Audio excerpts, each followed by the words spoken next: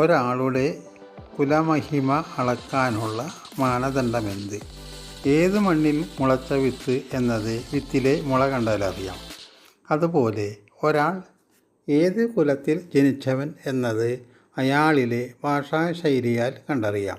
വിത്ത് മുളയ്ക്കുമ്പോൾ തന്നെ അതിൻ്റെ മുളയെ വെച്ച് മണ്ണിൻ്റെ ഗുണം കണക്കാക്കാവുന്നതുപോലെ ഒരാളിലെ സംഭാഷണ രീതി വെച്ച് അയാൾ ജനിച്ച കുലത്തിൻ്റെ മഹിമ നിർണ്ണയിക്കാനാകും.